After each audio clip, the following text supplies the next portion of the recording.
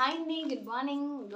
Happy Sunday అందరికీ. మనకైతే YouTube నుండి ఫస్ట్ పేమెంట్ వచ్చిందా రాలేదా అనేది నేను లాస్ట్లో అప్లోడ్ చేస్తాను. అండ్ మోర్ ఓవర్ ఇక్కడ మన ఛానల్ సక్సెస్ అయిందా కాలేదా అనేది పక్కన పెడితే నేను ఒక ఛానల్ని అప్రోచ్ అవ్వడం జరిగిందండి. ఏంటంటే నా ఛానల్ని కొంచెం ప్రమోట్ చేయగలుగుతారా, నా ఛానల్కి ఏమైనా హెల్ప్ చేయగలుగుతారా అని అడిగితే వాళ్ళు లిటరలీ 10,000 to 15,000 మనకి అమౌంట్ అడగడం జరిగింది.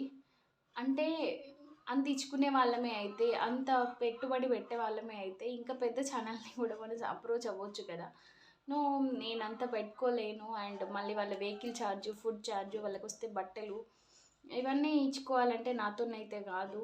అందుకనే నేను రిజెక్ట్ చేయడం జరిగింది.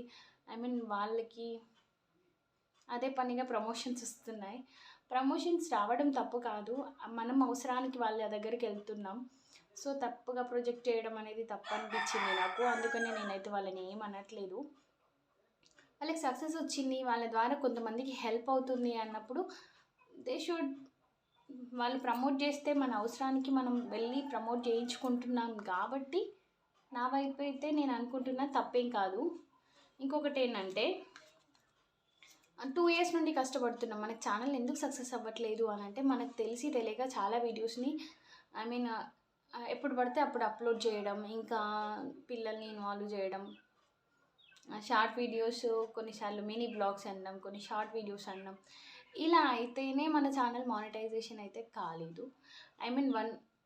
కాలేదు, గూగుల్ పే కూడా రాలేదు.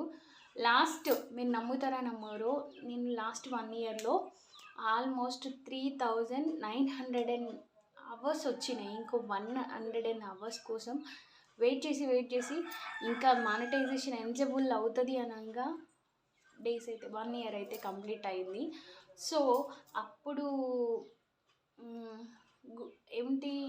ఎలిజిబిలిటీ పోయింది.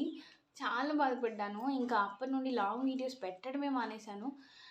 అంటే ఎందుకు ఇంత కష్టపడి కూడా మనం ఎందుకు వెనక్కి వెళ్ళిపోతున్నాం అనేది ఆలోచించాలి అని అంటే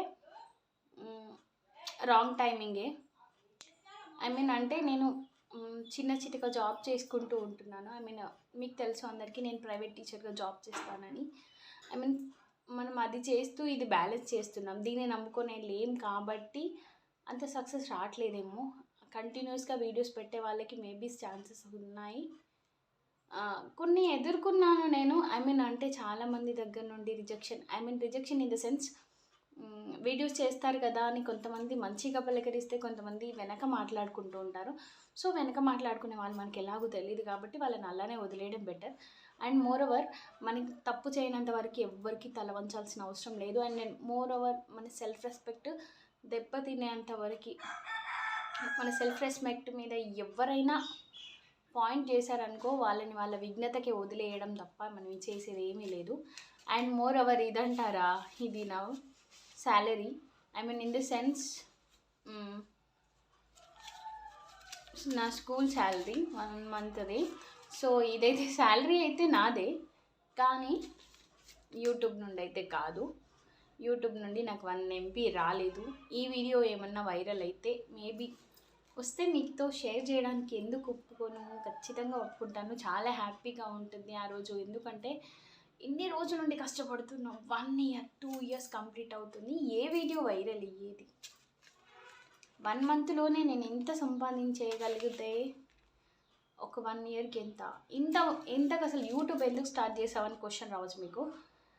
నేను అనుకున్నాను నా పిల్లలు, మేమంతా మిడిల్ క్లాస్ అండి, అంత పెద్ద హై-ఫై ఫ్యామిలీస్ ఏం కాదు.